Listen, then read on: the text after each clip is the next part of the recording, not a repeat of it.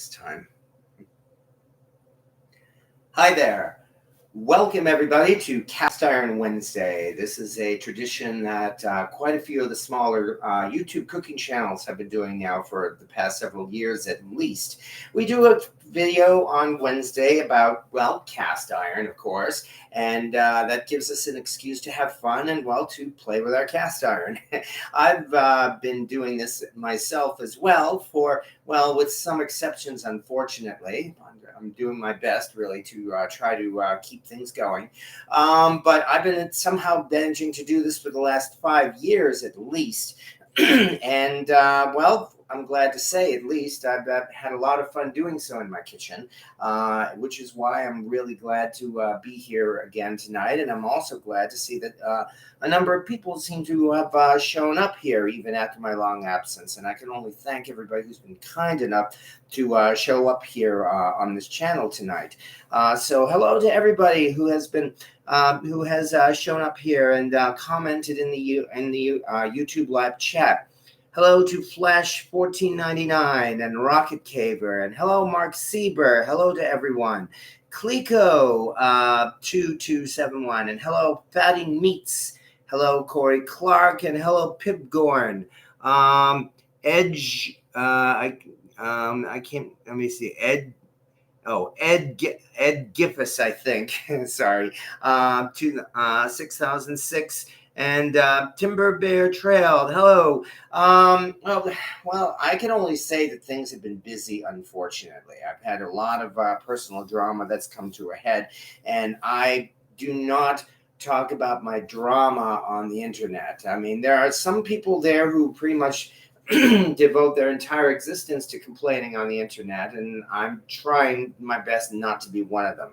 Suffice to say, things are, well, they're going along. And I'm hoping, if nothing else, that we should be able to get back into our regular schedule. But we can only see what happens. So I appreciate everybody here who's taken the time to join this channel tonight. Especially since we are getting down to the last week before Christmas. Once again, it's that time of year. You know, the time when everybody is rushing around trying to finish things up and pulling their hair out and otherwise just you know, trying to keep up with all of the chaos going on. So that, of course, is a good reason to just spend this evening here relaxing, having some fun, and making good old Christmas fruitcake. So yes, let the fruitcake jokes fly, folks. We are indeed making a fruitcake tonight. I know Johnny Carson said that there was only one fruitcake, and it is passed around from person to person all over the world. Well, and I think we're going to break the law here tonight, because when we are done, there is going to be a second fruitcake in this world. So I guess that just means we're going to actually have to eat it. Although I do have to say, unfortunately, that this fruitcake is going to take probably over an hour or more to bake in the oven. The oven is only at 300 degrees. I have to bake this slow and, you know, low and slow. And I'm not so sure that it will be finished baking by the time this video is finished, unfortunately. But nonetheless, there will be a fruitcake, and you will see the reveal once it's done. Right now, though, oh yeah. Well, thank you very much again, Timber Bear Trail, and maybe draw some on first. Okay, I like fruitcake. Yeah, actually, so do I. I mean, that's the thing. Fruitcake really is not that bad. It's only that, of course, it's got this terrible reputation, and it doesn't help that, unfortunately, there are some fruitcakes sold out there in the stores that are really, well, they are not so bad. And those are the ones really that give it something of a reputation. But especially because we've got some preparations to do, I have got to get started to do some chopping here. So that means we get to move the camera around like always and take a look at this cutting board here. You remember my booze board? I mentioned before that it warped, unfortunately. And so doing my research, I took the advice of folks like Brian Lagerstrom, who suggested that, if you're going to get a real cutting board for your kitchen, you should get a nice big one so that you will have a lot of workspace instead of keeping everything down in one little cramped space here. So this does give us some room to work with. Let me move this mouse out of the way, in fact. I think we can move it, okay, a little more this way, too. By the way, how's the lighting? I see that the shadows are here. I think I can turn on the spotlight now. Let me do that.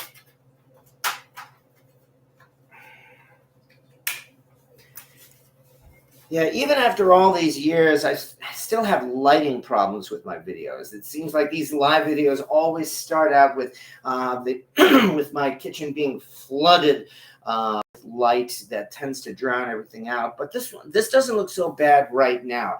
Also, how is the quality of the microphone? I mean, that's the other thing I seem to be having continual problems with, sound problems with the microphone. So if it sounds too soft or too muffled, or any other problems, please let me know. However, right now, all we really need to do at this point is I've got some fruit to chop. I started out already chopping up a Granny Smith apple. So I put a fresh apple in my fruitcake. Partly because the dried apple slices at the supermarket are far more expensive than just simply buying an apple and chopping it up. So why not? This is one Granny Smith apple that I also treated with lemon juice to keep it fresh. As you can see, it hasn't browned yet, so we're not off to not a bad start. And I've got 6 different kinds of fruit this year. Let me see. I managed to find some mango slices, dried apricots, dried pineapple chunks, figs. What is this? 1, 2, 3, 4. Oh, yes. Pitted dates. And I also managed to find a nice big bag of dried candied ginger slices or dried ginger slices. And I like that. I love this stuff. So, yeah, this is not going to go to waste.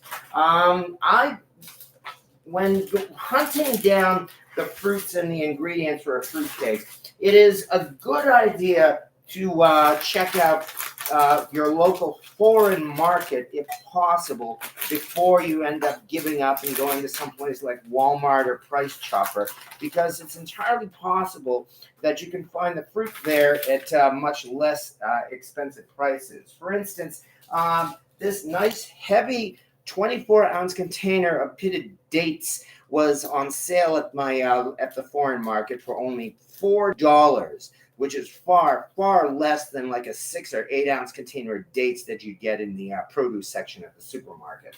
So you never know. All right.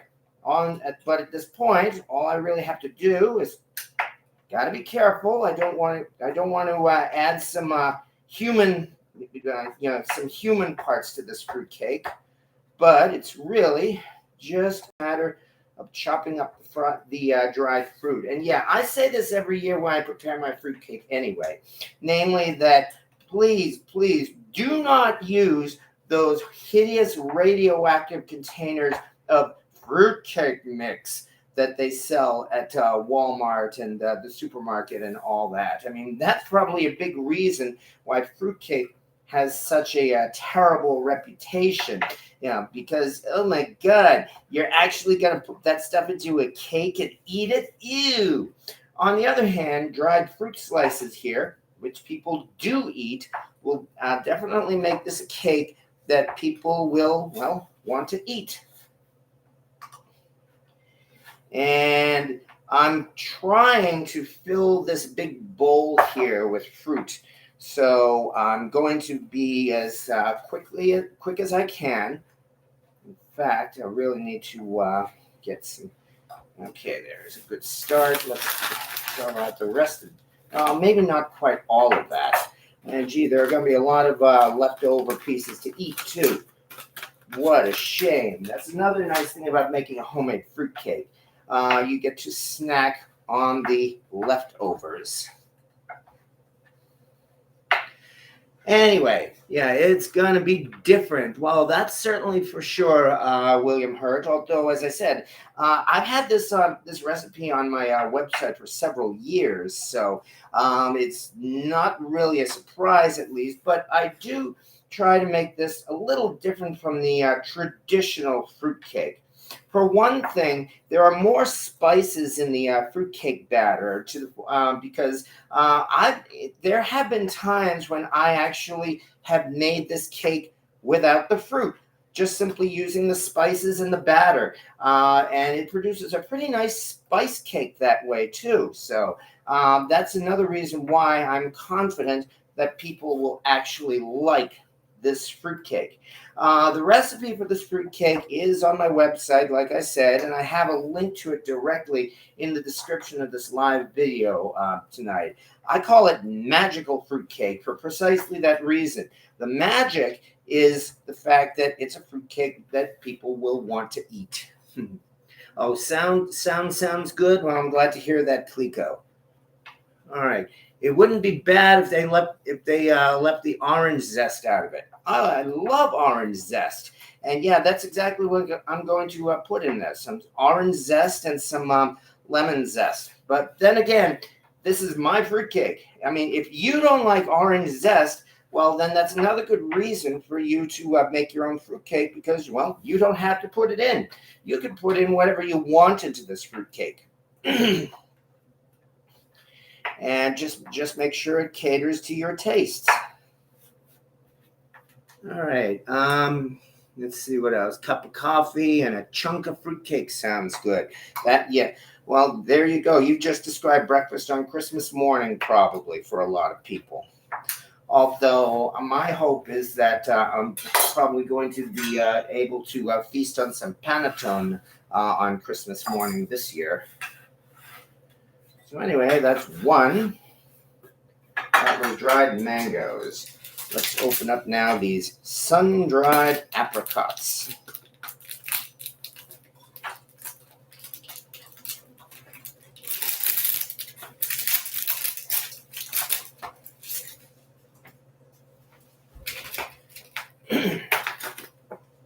Not going to use all of these. In fact, that's probably enough right there, which means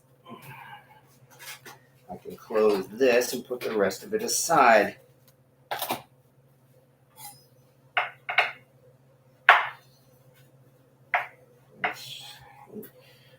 Again, I've got to be as careful with this knife as I can, as I mentioned already. I don't want to hurt myself doing this. I mean, fruitcake is not worth losing a finger or anything like that, so I am still taking my time while trying not to be too slow as well.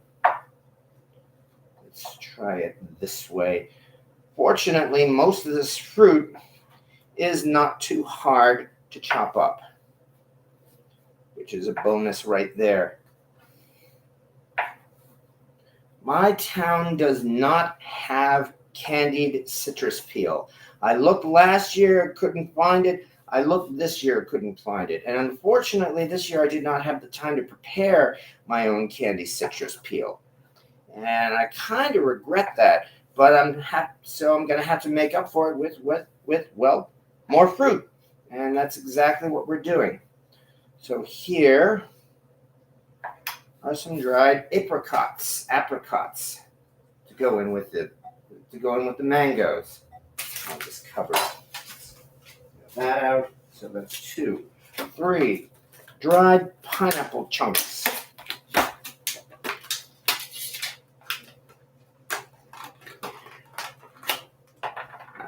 I'm sure there are folks who don't like pineapple as well, but I really don't think I've ever met anyone who doesn't like pineapple.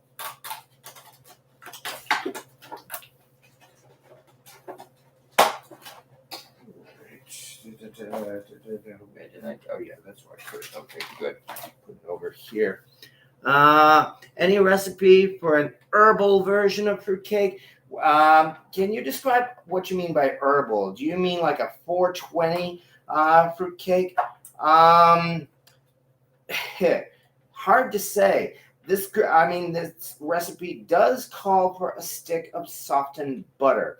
So if you're talking about your magic 420 butter, you might want to substitute that for the butter in this, and that might certainly help.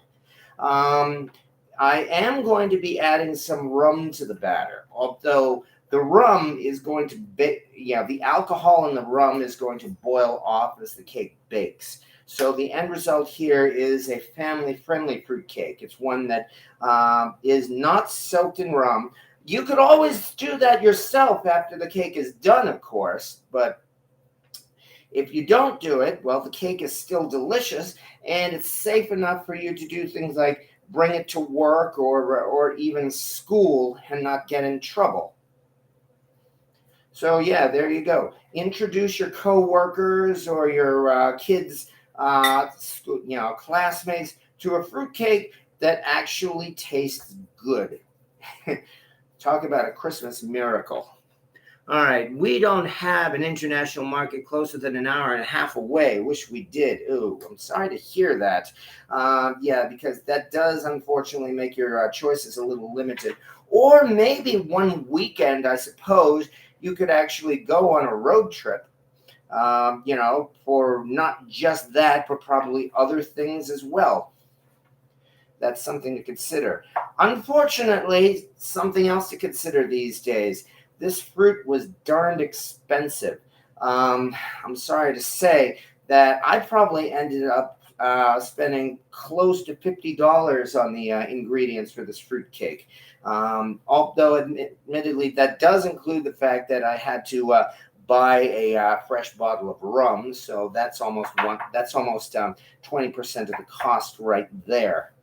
So yeah, prices for everything have gone up, especially over the past year, unfortunately, and that includes dried fruit. I did the best I could. In fact, I did not get dried peaches to go into this fruit cake for that reason.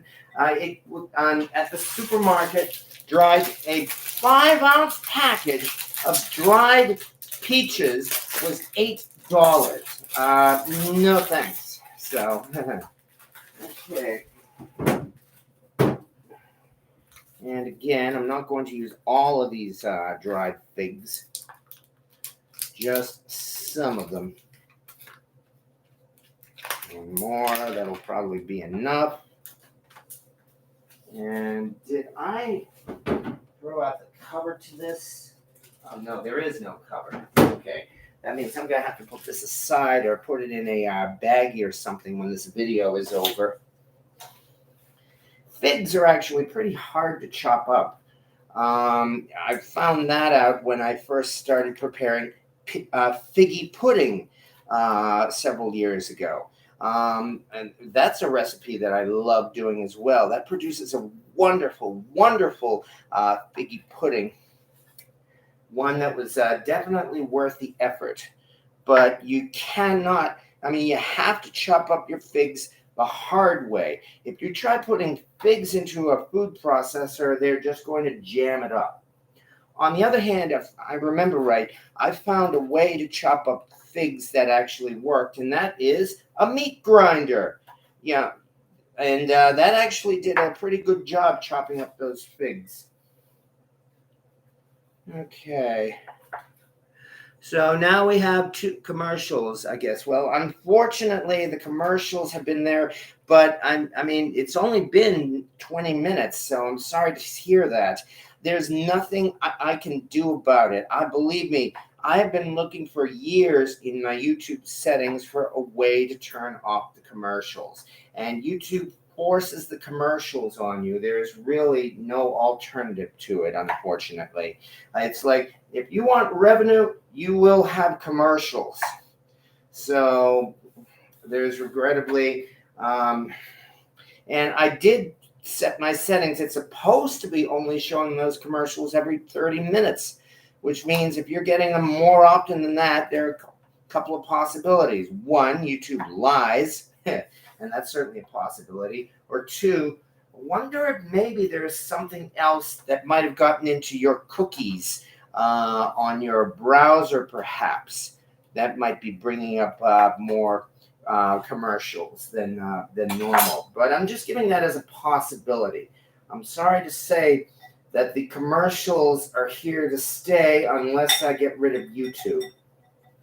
I don't like it either, believe me. All right, some pitted dates.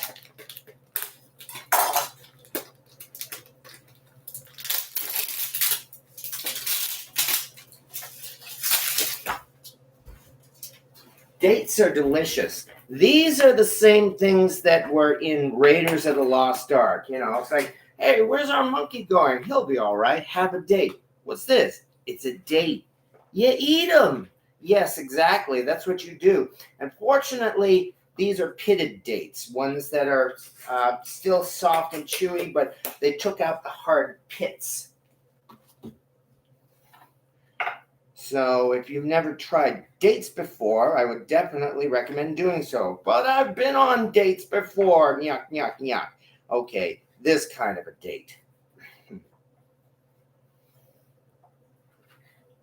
All right, we're almost done with the chopping at least, which then it's really just a matter of putting together the fruitcake batter. And a pop-up has just shown up on my browser too, so I need to close that. Okay. Hello, Cynthia Wesley. Thank you very much for joining us tonight. William been MIA. Well, you're not MIA anymore. All right. Hey, Iron Brain. Oh yeah, that's Cynthia as well. Okay, did something happen to your cat? Are you referring to me or somebody else? Miss Mobley is still here, and she is actually doing very well. In fact, she's actually quite happy right now because the other cat that was a temporary guest in my home, he actually went home just the other day. So Miss Mobley has the house all to herself again. So she is much happier now. She did not, unfortunately, get along with Ghost. She doesn't fight. Ghost doesn't really fight either. However, he did chase her around, and unfortunately, he bullied her and pushed her aside, especially when it came time to eat. So Miss Mobley was not happy. Right now, she's happy. She is over lying in the corner, in fact, on her electric heating pad. Okay, did people put bananas in fruitcake? Sure. There's no reason why you couldn't put bananas in fruitcake, and they do sell dried banana chips. You want to put bananas in your fruitcake? Go ahead. You want to put coconut or any other exotic fruits in your fruitcake? Go ahead. As long as it tastes good to you, use it. There is no hard and fast rule on the ingredients that you can put into a fruitcake or a plum pudding for that matter. All right, so far so good. And now for a nice fun part as well, ginger slices. I'm so happy to have been introduced to ginger slices. Let's put it over here.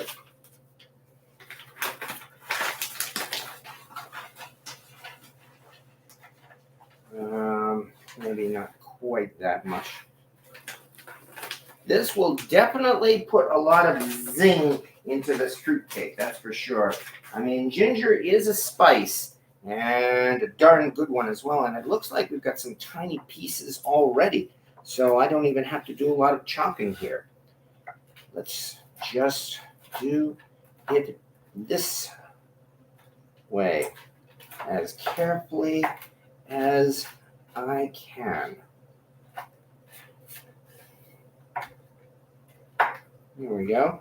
I'm guessing we probably have about at least a quarter cup of ginger slices to go into this fruit cake. So as I said, there's definitely it's not going to be a bland, dull fruit cake, that's for sure. All right, and finally, after all this, let me seal up these ginger slices and put them aside so that I don't see them, because if I don't see them, I won't eat them. Okay, finally, after all this, 2 cups of raisins. And I got this at the foreign market too, for that matter. I mean, raisins are cheap enough at the at the supermarket, of course.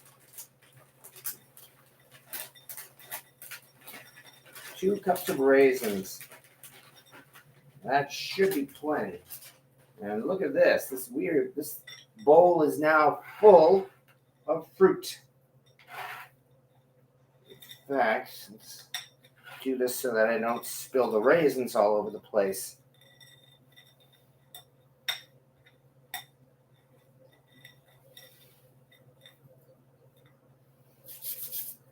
Ta-da! We've got a whole bunch of fruit, including the apples, to go into our fruitcake. Now, just clean up our workspace.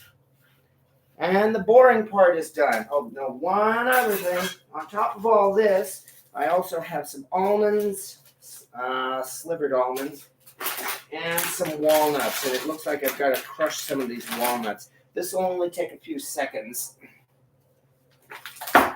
And then we'll be able to get down to it. But yeah, there's a lot of leftover fruit here, so I definitely am going to have to either use it or eat it.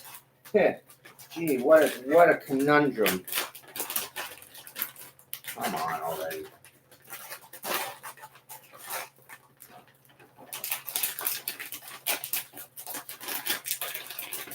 Come on. Yeah, that's probably enough.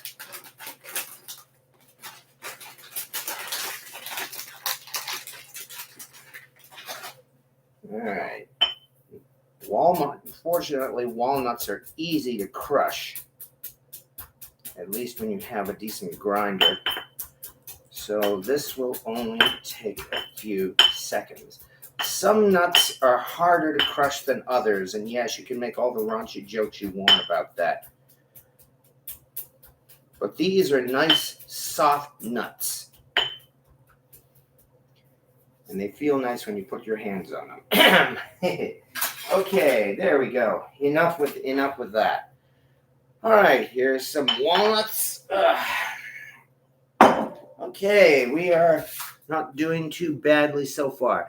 So, Dubs, my computer crashed and I couldn't pull up the Mudbrooker on my phone. Oh, I'm sorry to hear that, William Hurts. But, well, it looks like you're back now, so that's something. Dried cranberries, perhaps. Yes, you could put cranberries in. I mean, there's certainly no reason not to. Especially if, as I mentioned, these fruits are expensive. If you don't want to get expensive fruit, then just get cheap fruit because it's still fruit. So why not? Especially since it is now time to actually put some other ingredients in. Okay, as I said, got to keep my workspace clean. I need to take a second and put all of these things aside.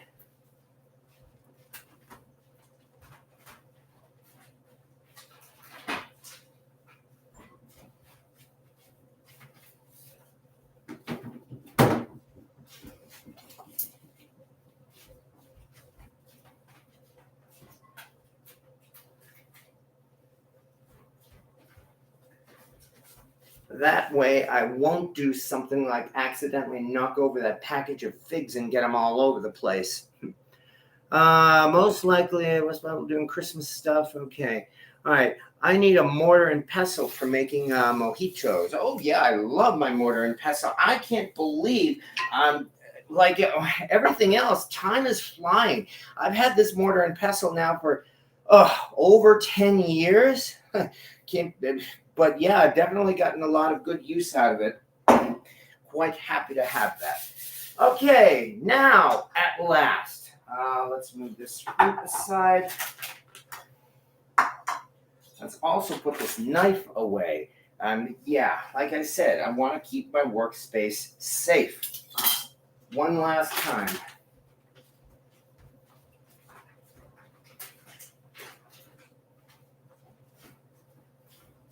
All right, at last. And now that we've done that, nice big Pyrex bowl. And that means I get to pull out my phone and start actually following the recipe. But that part is easy enough. Now that we have done the fruit, the rest of it is just a matter, okay, got to do 1 stick of butter softened. It looks like I'm going to have to take a few seconds. I've had the stick of butter out, but it's not softened yet. Let me put this in the microwave for a few seconds.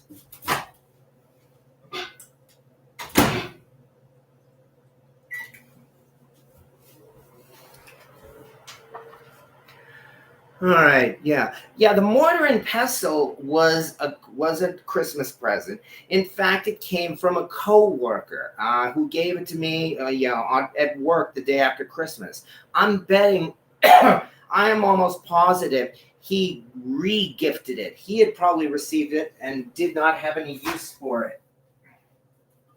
Whoops! Oh crap! Nuts. Well, this is definitely softened butter now. Whoops. Kind of overdid it. Oh well.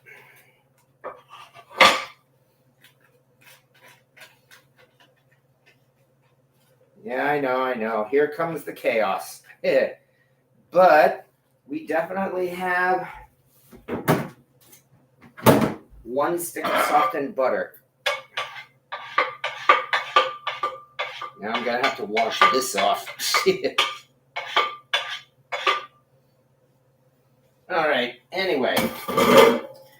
But yes, as I said, I'm positive my coworker re-gifted paper towel. I'm positive my coworker re-gifted that mortar and pestle after he received it for Christmas, and I have absolutely no complaints about that because I've gotten a lot of use out of it. Okay, I hardly use my mortar and pestle, but it comes in super handy when I do need it. Yes, exactly.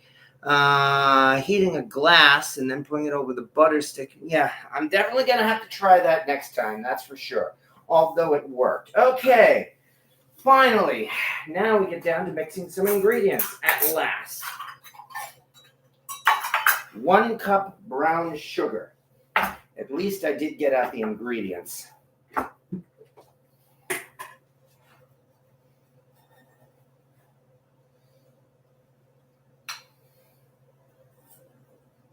Maybe a tiny bit more.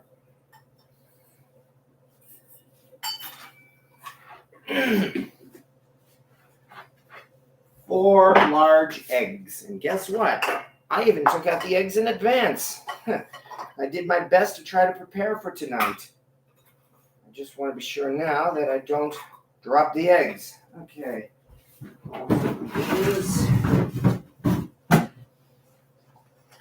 Here we go. 1.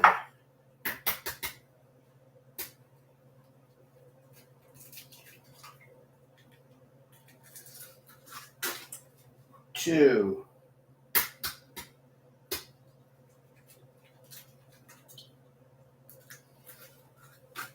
3.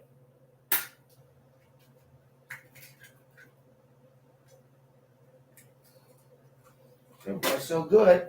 And here comes 4.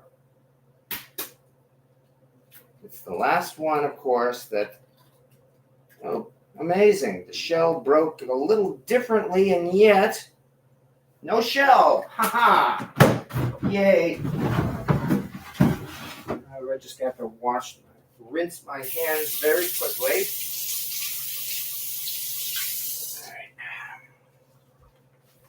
right. And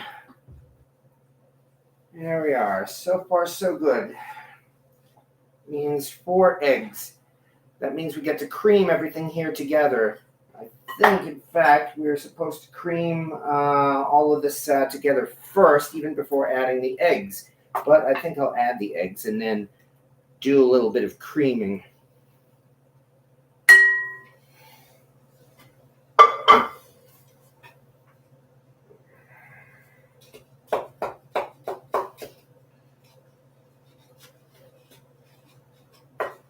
It is definitely not going to be a dry fruitcake, as you can see. Although it's probably because the butter is a lot softer than it's supposed to be. But nonetheless,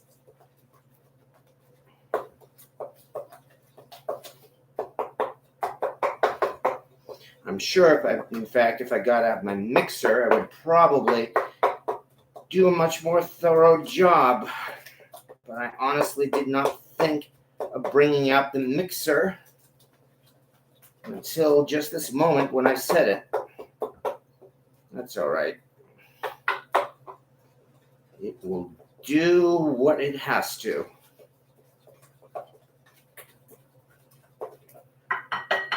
Okay, next up, 3.5 cups of all-purpose flour. But, yeah, just leave that. Okay, that means I get my half cup. Get out the flour and do 7 of these, 3.5 cups.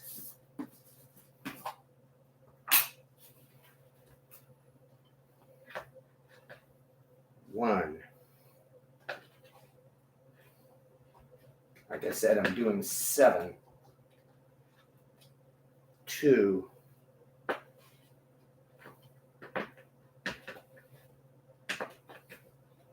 3.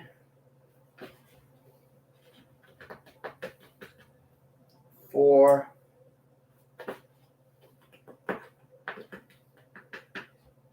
5. 6. And 7. Just down, cover the flour immediately and put it back because, again, I do not want an accident. Okay.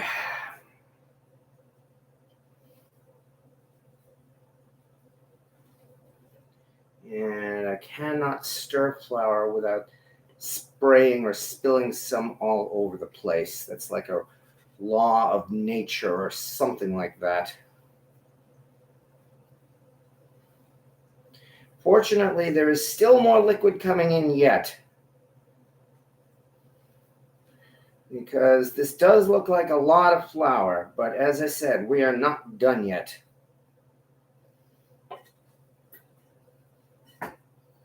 Because to this, we now do, yep, I did spill it. Okay, now we do half a teaspoon of salt.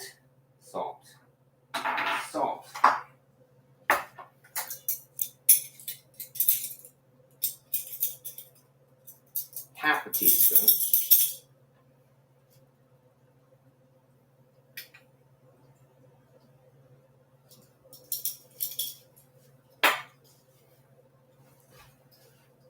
Half a teaspoon of salt. 1.5 teaspoons each of baking soda and baking powder. So that's 3 of these. Here's the baking soda. 1, 2, 3,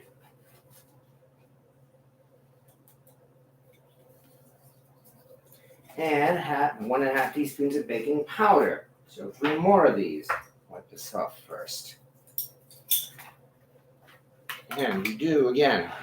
Trying to get this so that, let's move this. There we go. Okay. 1, 2,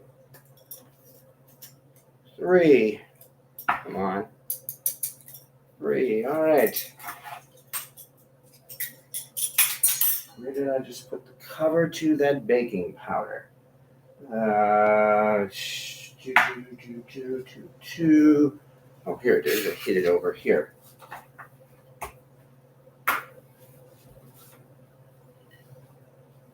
So far, so good. And now comes more liquid. And, in fact, next, now comes the rum, in fact. We got some spiced rum. Probably not the greatest brand, but whatever. I mean, after all, we've got an imitation of Captain Morgan here. Cheap liquor is perfectly fine for cooking. I don't think I've ever heard of anyone complaining about using cheap liquor in your cooking. That was half a cup. Yeah, half a cup of spiced rum.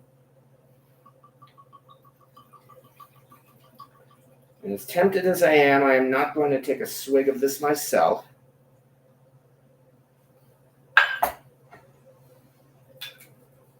And now, milk and honey. And yeah, I did choose these ingredients especially so that I could say I'm adding milk and honey to this cake. So let's get out the milk.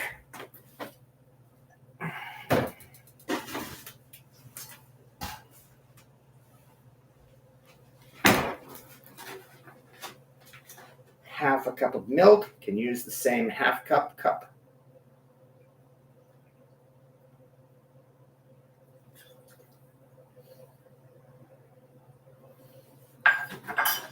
Milk back. And, oh boy, I'm afraid something happened to my honey.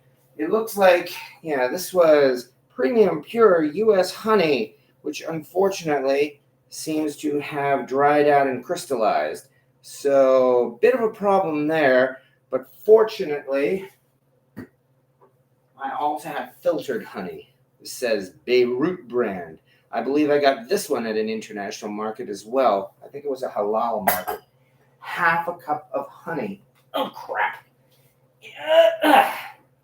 Got it.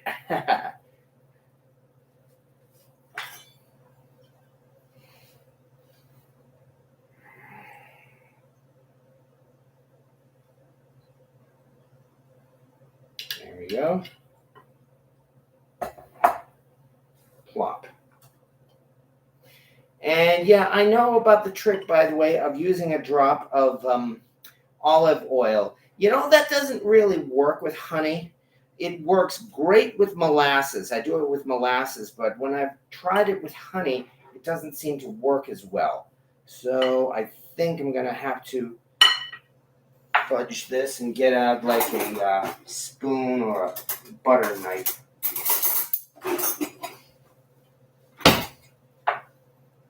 However, we definitely have more liquid now.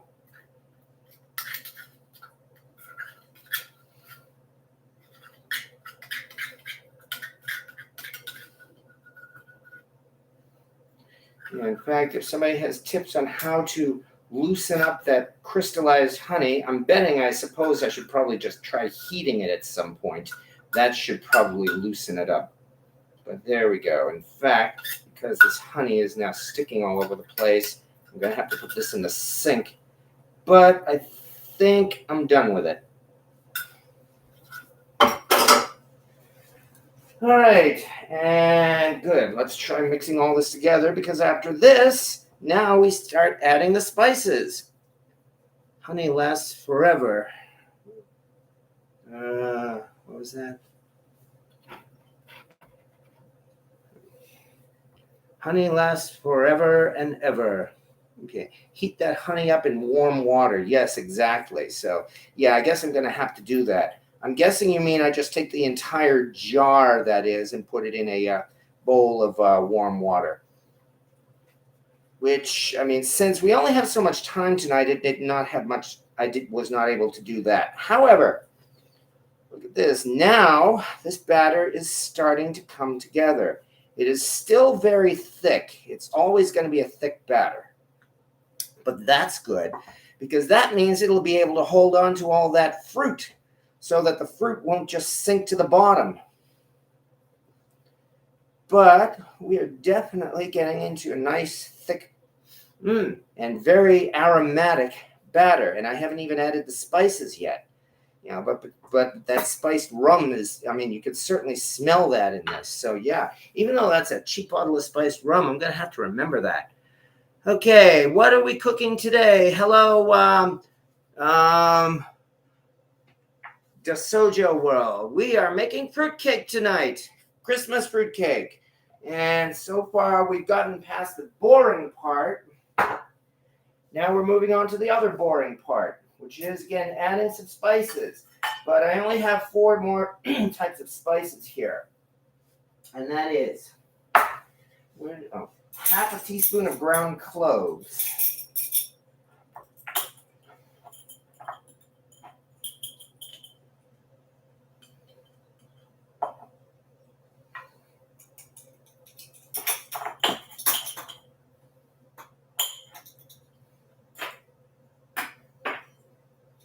2 teaspoons of ground cinnamon.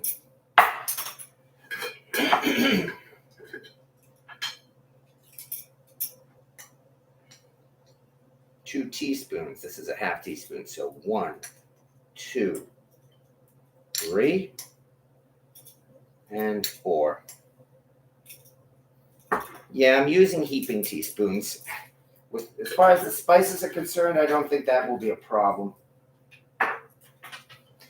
1 teaspoon ground cardamom. Optional, but adds a touch of sweet spice. Well, as far as I'm concerned, cardamom is not optional. So let's do 1 teaspoon. I grind my own cardamom, in fact. I love cardamom.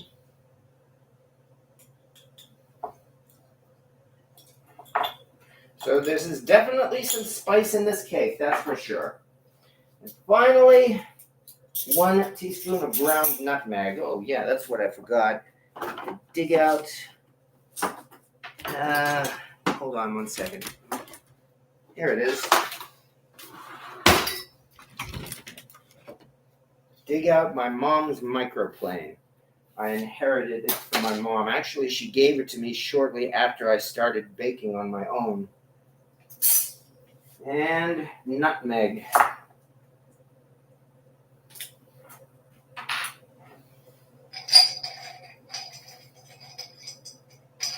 Come on, you know what? I'm trying to find a used one here. Here it is. Come on already. Here we go, at last. Okay, I think I say this every time I grind nutmeg, but I will say it again. There we go. Once I started grinding my own nutmeg, I never looked back. Nutmeg is dry and hard, but it's very easy to grind on a microplane. This is practically no effort at all. It is far, far better than the stuff you buy at the store, the ground nutmeg. And if there is any kind of spice I would advise you to grind on your own, it would be nutmeg, because it is so easy. It's so aromatic. It is so much better than pre-ground nutmeg.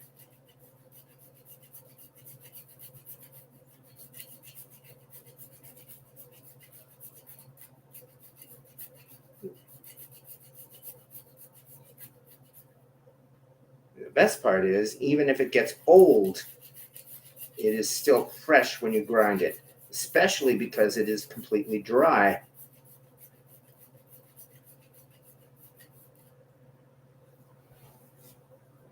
All right.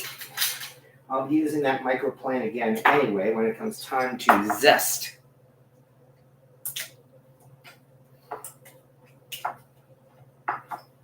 Okay, what do we have here? No, I'm not Val. The first couple times, yeah, it loses its flavor extremely fast after it's ground. Yes, exactly. Whole nutmeg doesn't exist in stores. We have to order it. It's still worth it, Rocket Caver. That's the best I can say. And yeah, you're right. I did have to get my whole nutmeg at a foreign market as well. So giving myself a refreshers course on all my best cuss words for my family. Oh, sounds like you're having fun tonight. But, okay, that takes care of just about all of the spices except for 2. And between all of the cinnamon and the fresh nutmeg and everything else, as I said, this is definitely a very aromatic batter. That's why, again, I really like this recipe. It is not your traditional fruitcake. I'm not sure if I should brag and say it's better, but it is a really nice spice cake recipe, even without the fruit. The last thing is time to do some zesting now. That means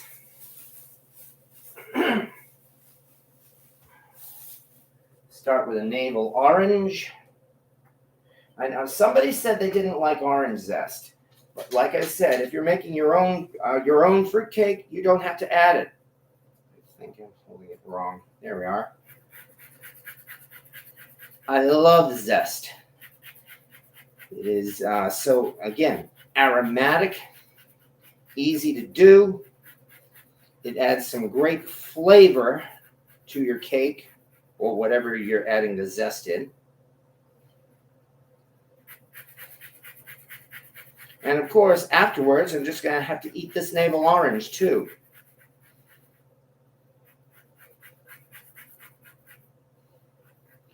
But that's what I mean. This cake has milk and honey. It's got spiced rum. It's got freshly ground spices. It's going to have orange and lemon zest. There is going to be some real flavor in this cake. This microplane, my guess is it comes from like the 1950s or so. As I said, I inherited it from my mom. I suspect she might have even inherited it from my grandmother. So, of course, that makes it special to me. Microplanes, though, of course, as you know, they're very common and easy to buy as well.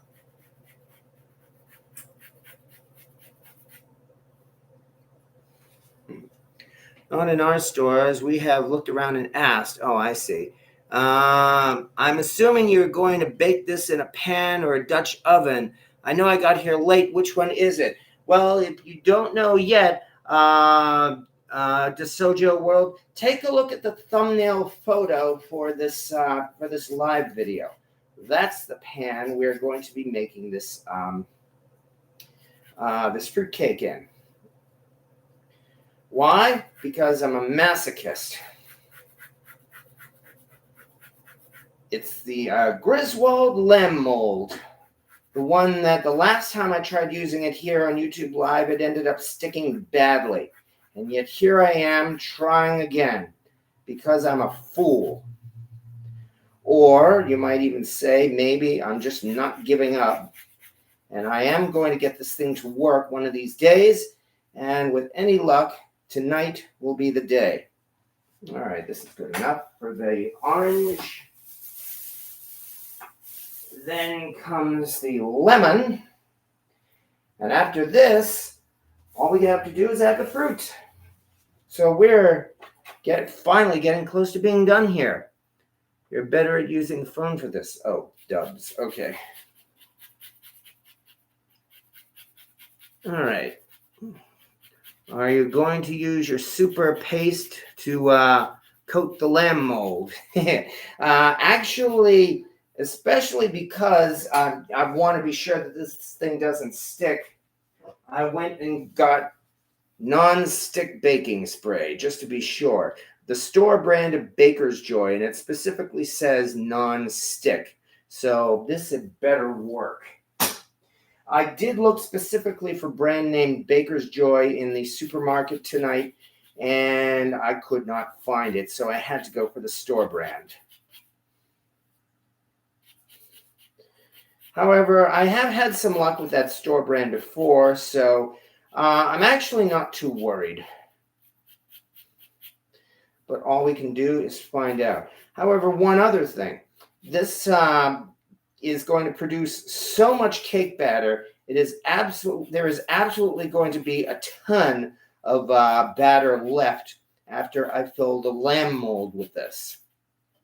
So I'm actually going to have to make a second cake. That means I am going to have to get out a second cake pan.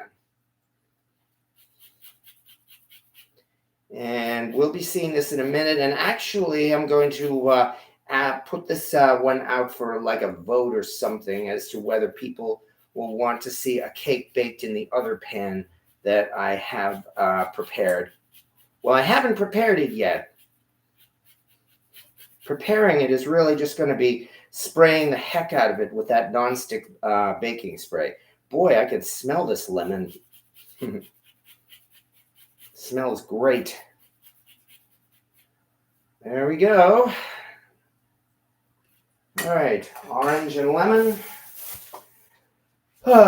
Mix all this together again. As I said, this is a very aromatic and very, very thick cake batter. Now, just to be sure, let me double check the recipe here. Okay. Yep, that's it, pretty much. At this point, now that we've done this, it's time to add the fruit. Okay. Don't you have 2 lamb molds? Well, yes, I do. The other one, I guess, is going to be retired. Yeah, that seems like a lot of zest. Well, there's a lot of flavor, but don't worry. We've got a lot of fruit, so this is not going to overwhelm the fruit. As you saw, number 1, here comes a chopped up Granny Smith apple. So there's a start for you. And number 2, here comes all that fruit. 6 different kinds of fruit plus 2 whole cups of raisins. Look at this. This is a huge, I think it's at least a 4-quart, maybe more, Pyrex bowl. And as you can see, we've just got this thing is getting pretty close to the top now. But, in fact, there's so much fruit here. As I said, this is why has to be a very, very thick batter, so that the batter is not overwhelmed by the fruit. You know, it won't just simply sink to the bottom. Instead, it is going to be all mixed around. And of course, that's why they call it fruitcake. So yeah, between the apples and all the fruit and the spices, we are going to have ourselves a heck of a fruitcake. All right. I think that batter is going to fit. I don't think that batter is going to fit in the mold. Remember, the new one that you found is smaller than the old one. You are exactly right. And actually, that's why I'm preparing for that. So, this was not too hard to mix together either. It is a very thick and heavy batter, but all that fruit is definitely mixed in very nicely. So, that means I'll put this aside for just a second, because now, at long last, let's put this in the sink. Here comes the cast iron. Ugh. Okay, let's put this in the sink too.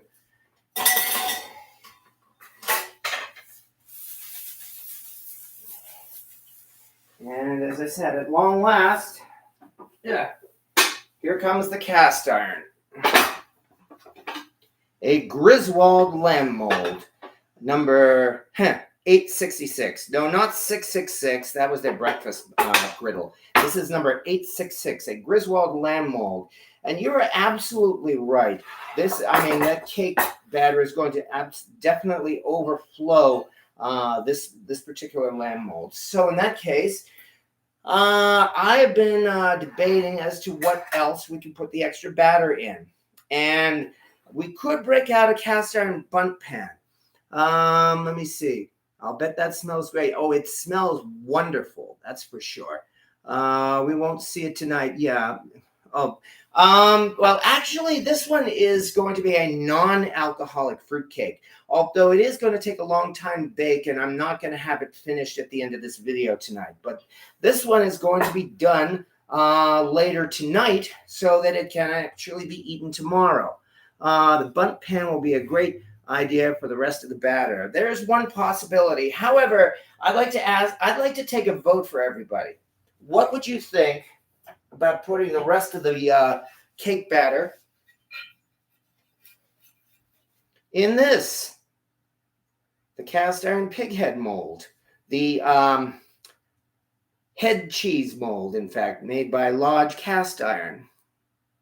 You know, this would definitely make a rather ugly looking fruitcake. I will not deny that. But on the other hand, it's not exactly going to look like a pig, that's for sure. I have one of those. Yeah, hey, well, glad to hear that, Fatty Meats. After all, if you're using the name Fatty Meats here on YouTube. I would hope that means you have made head cheese in a pig head mold. So great to use the pig mold. Oink, oink. So far, somewhere with the rainbow says yes, in a pig's eye, go for it. Well, people seem to like the idea here. So, okay, well, in that case, we're off to a pretty good start. All right. Yes, the bunt pan will be a great, well, okay, exactly. But no one seems to be objecting to this. So be it. If nothing else, I'd like to think that we're doing things a little differently here on this channel. And that's how I like it. On the other hand, since I'm about to spray all of this with the nonstick baking spray, I better get the microphone out of the way. Hope you folks can still hear me okay. Putting the microphone over here because now comes the fun part. Well, there are a lot of fun parts, and that is adding the batter to the cake mold. Oops. Oh, great. Let me get my phone out of the way now.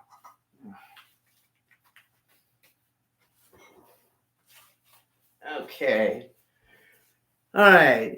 He's not ugly. No iron is. Well, that is true too. It is definitely going to be an unusual cake, though, which is perfectly fine with me because it'll still taste good.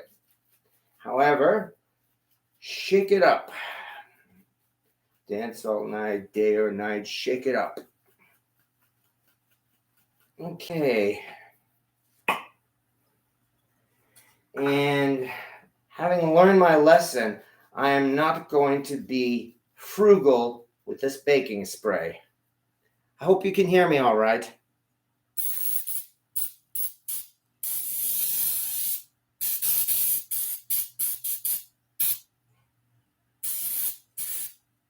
Good grief, this stuff is like...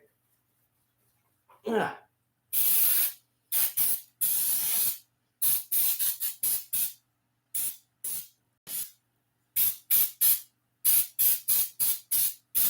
This stuff is just baker's goop in a can.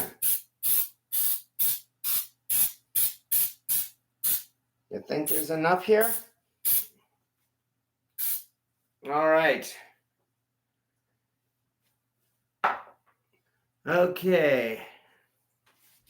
Now, in goes the batter. Maybe I should use a regular scoop. Here we are. Like a good old big spoon. Yeah, because this is so thick and heavy, you definitely do have to scoop it in. This is not your typical pound cake batter or angel food cake batter or anything like that. On the other hand, that is what makes this one of the easiest cakes in the world to make. I will say, I don't think I have had a single fruitcake stick in the pan. Yeah, watch me be proven wrong tonight.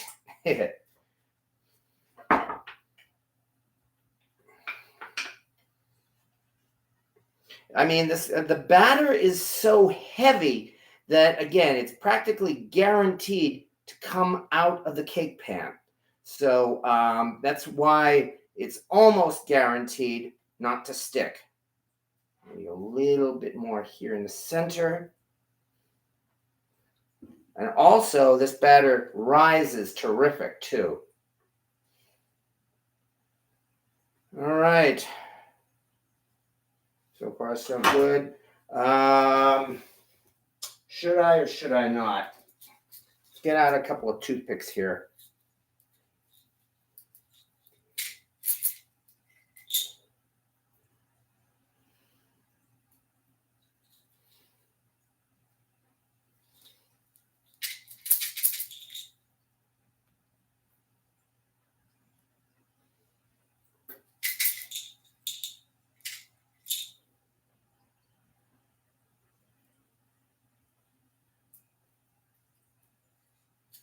Yeah, and I'm going to have to wash my hands again after this, that's for sure.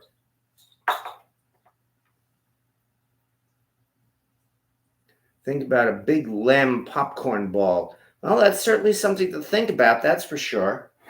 All right, as I said, let me quickly rinse my hands off.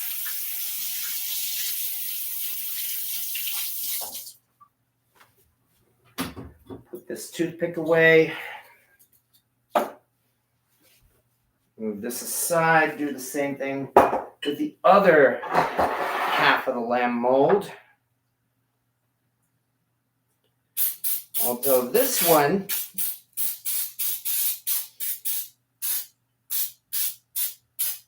since this is the one I'm going to lift up, hopefully there's less of a chance of sticking.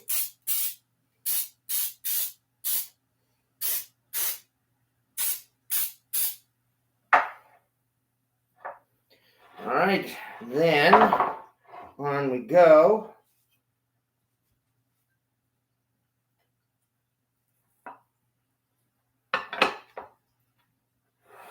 Okay, I can see I'm going to have to scrape some of this off, in fact. Yeah, let's do a paper towel or something.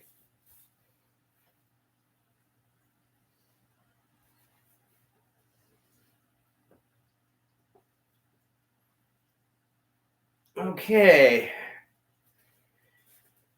And with that, our Griswold lamb mold full of cake batter is about to go into the oven at 300 degrees. Here's hoping it works. Actually, turn this around.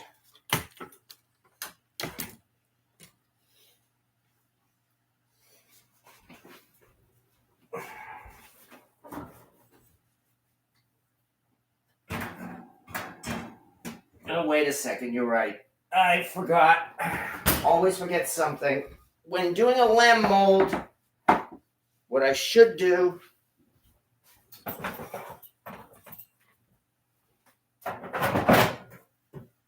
is a sheet pan.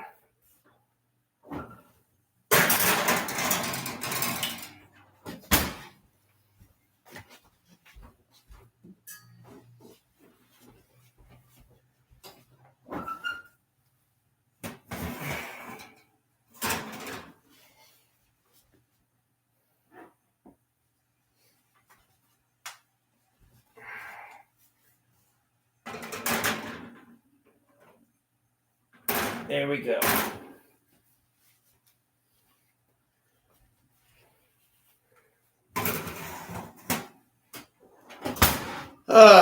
Okay, that takes care of that part. All right, I greased my car axles like that. Fruity Pebbles, rice, crispy lamb. Oh, that all sounds good, actually.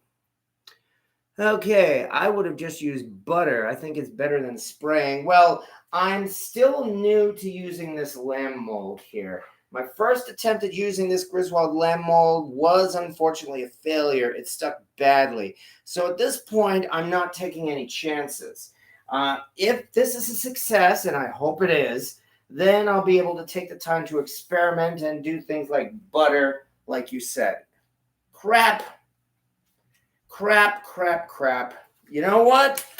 I forgot something. Bring this batter back out. I forgot the nuts. Oh, well. So that's going to be a fruitcake without nuts. Now we're going to have to add the nuts. There's some of that.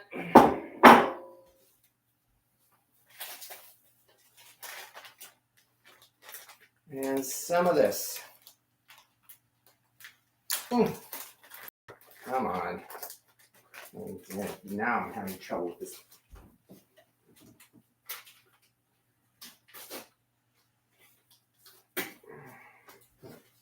Of course, this is going to add some more volume to the cake, too. Shit. But there we are. All right. Walnuts and almonds.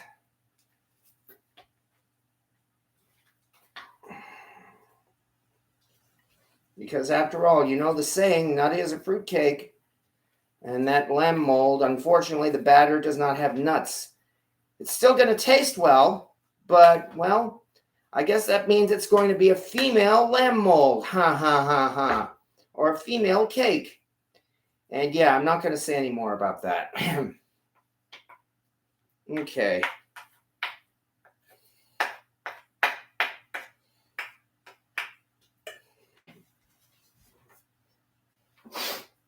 All right. Okay, there's not going to be room for the pig in the oven. Okay, yeah, let's take a look in the oven again, like you said. See what we can do about that. What we can do is move it to the side. Now there should be room for the pig. Okay, that means here comes cake number 2. And you know what? I'm actually thinking that this pig mold might still be too small. All right. Okay. Either we could do this and then do a third cake, or I could take your original suggestion and break out the bundt pan. Do you want to do, and like you said, there might not even be enough room in the oven. So I might actually have to put this on hold and break out the cast iron bundt pan. Fruitcake cookies. Well, that's certainly possible. Although, as you see, well, okay, maybe I might just simply have to reserve some of this fruitcake batter. All right. So that means I guess we will go for it. Okay. Did you see the video where the kid was taking parts of the turkey? He asked his mom if it was a boy. They pulled out the neck. Oh, yeah. He said, I guess it's a boy. I think I saw that video. All right. Shake it up one more time.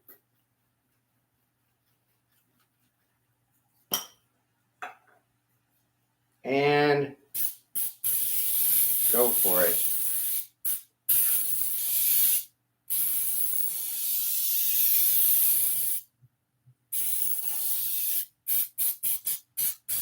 Looks ugly, that's for sure.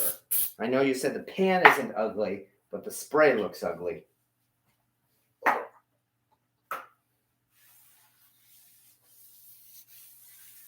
right, nonetheless.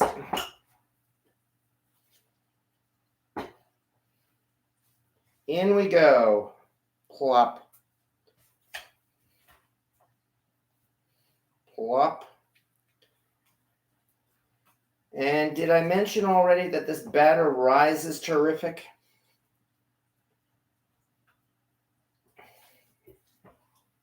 Actually, this isn't doing too badly.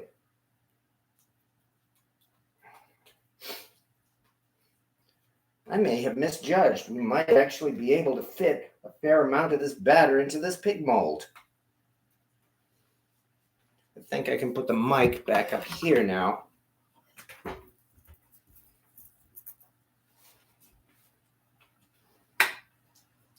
So far, so good.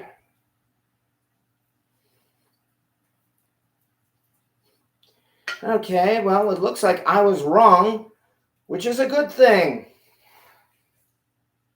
because we are fitting all of this batter into the pig mold.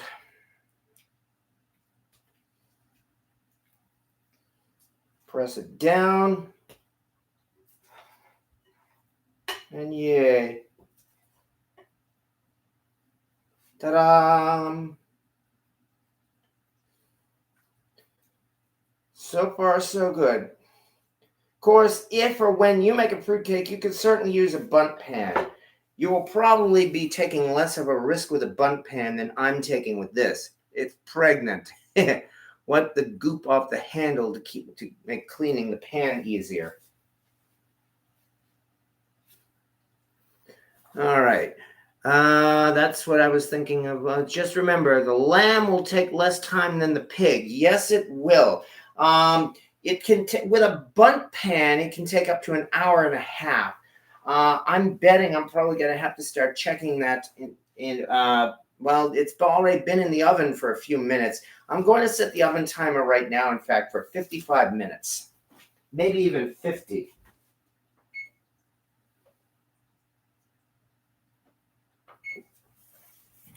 But nonetheless, it's time now for cake number 2 to go into the oven.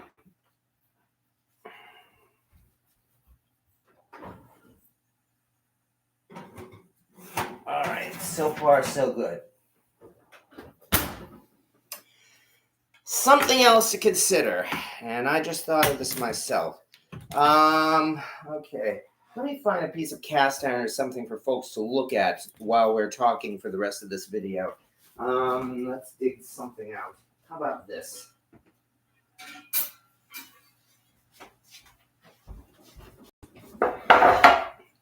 Okay, something else I just thought of, and I'm surprised I completely forgot about this, namely the disaster that happened in my kitchen a year ago when I was making fruitcake. My oven caught on fire. Yes, I kid you not. The fruitcake overflowed the pan, and as a result, it actually caught on fire there in the oven. So, however, it does not look like that lamb mold. No, that the pig head mold is overflowing, or at least I hope not. But I guess all we can do is find out. So, yeah, I'm just going to have to keep an eye on this and make sure there are no further disasters. So far, that was the first and hopefully only time my oven caught on fire. And who'd have thunk that it would be fruitcake that would cause it to happen? So, okay, wipe the goop off the handle. Yeah, it's pregnant. Just remember, the lamb will take less time than the pig. Okay, the cookie sheet might make the lamb hotter than it needs to be. It's only at 300 degrees, especially for that reason. Because as I said, I do have to bake it low and slow. So if it makes it a little hotter, I don't think that's going to be too much of a problem. All right. Okay, I put a large cookie sheet under the pig on the bottom rack. Hey, that's a good idea. Thank you very much for the suggestion. Let's do that right now, because yeah, I don't want any more fires.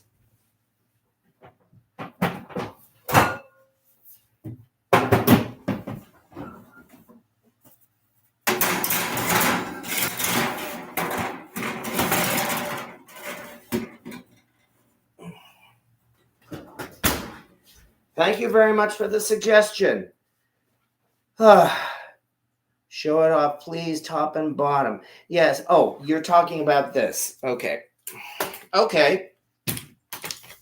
All right. Yeah, I really just took this out right now so that we'd have something to look at. This was a score I made at the Brimfield Antique Show in 2021. I believe I paid $30 for it, which is normally more than I pay for cast iron because I'm a cheapskate. But at the Brimfield, okay, folks may remember I've made a few videos about going to the Brimfield Antique Show. This one was the video I made after the pandemic in 2021 when Brimfield reopened to the public. And that was the day I went to I went to Brimfield. In fact, it was exactly 20 years to the day after September 11th, 2001. It was September 11th, 2021. I do not call those things anniversaries. I do not want to use the word anniversary to describe a tragedy. It just happened to be 20 years after the day. Anyway, however, at the Brimfield Antique Show at that particular time, there was one particular booth I came across. A husband and wife had a stand set up where they were selling tons and tons of really nice looking cast iron, and they were selling it at nice affordable prices. I mean, they're probably the cheapest cast iron you could find at Brimfield, in fact. And what's more, they were some really, really nice people, too. They were friendly. They were joking with everyone. They were all happy and everything like that. They were some of the nicest vendors I'd ever dealt with at Brimfield. And I bought a couple of cast iron pans from them, in fact. If I remember right, I got a Birmingham Stove and Range handwritten number 5 and a Lodge cast iron made in USA number 5. However, because those people were so nice, I splurged and paid $30 for them for this Turk's head mold, which I have used several times. Yes, but I mean, again, the fact that they were selling this for $30 shows, as I said, they were selling their cast iron at really, really affordable prices. I mean, this is a 19th century, an unknown maker, in fact, Turk's head mold. There is a gate mark here, for instance. Let me do this closer. There's a gate mark here, and I believe there's another one over here as well, but you can especially see it over here. And there is no manufacturer mark on it, and so it is essentially an unknown pan. What's more, it is not an early Lodge pan. The early Lodge Turk's head pan had more of an M shape on the handle, and this one does not. So this is, in fact, an unknown. All right. Are you going to make gingerbread cookies in that Turk pan this year? That's not a bad idea. Especially since, there's always next week, the night before Christmas. Is it the night before Christmas? Holy crap. So that might not be a bad time to do it, in fact. All right, that is awesome. The pan, not the fire. But yeah, making gingerbread cookies in this might not be a bad idea. I like that. However, as I said, that's the story of this particular cast iron pan. It's a Turk's head pan, like I said. It's an unknown maker. All I know is that it's 19th century gate mark, and it came from the Brimfield Antique Show. So, like the other pieces in my collection, I'm glad to have it, and I'm always looking for excuses to use it too. So, yeah, gingerbread cookie doesn't sound like a bad plan if you ask me. All right. Okay, but thank you again for the suggestion of the cookie sheet, so that if this cake overflows again, I'm not going to have a fire in my oven this year. Thank goodness. Once was enough, hopefully for the rest of my life. But I do believe we have set out with what we intended to do.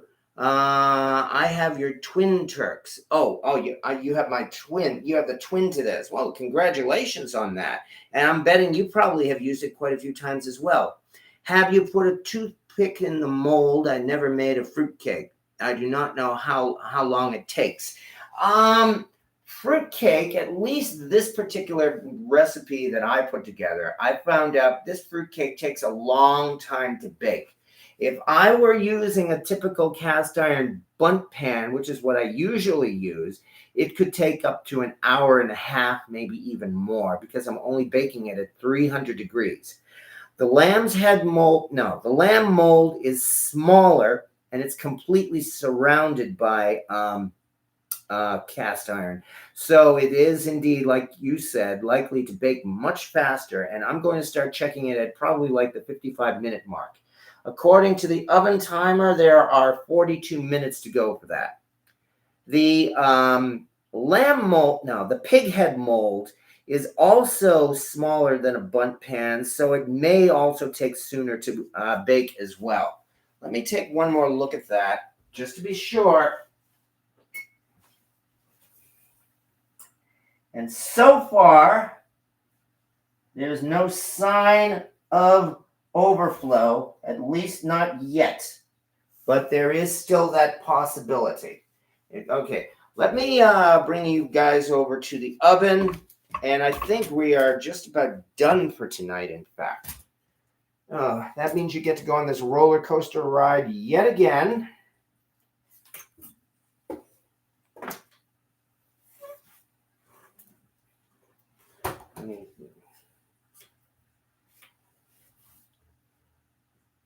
There it is. And yeah, I know this is a dirty outside on the oven. Yes, I know. But so far, there's no sign of any spillover yet. Likewise, nothing yet with the lamb mold. But we'll see what happens. However, thank you very much for that suggestion. And having said that, as I said, well, all I can do is wait. Actually, let me turn off that spotlight again. Like I said, ah, there we go.